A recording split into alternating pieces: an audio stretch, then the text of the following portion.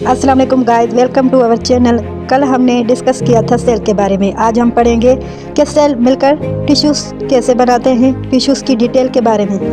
एक जैसे सेल मिलकर एक ग्रुप बनाते हैं तो उन ग्रुप को हम टिश्यू कहते हैं, यानी similar cell of group is called tissue.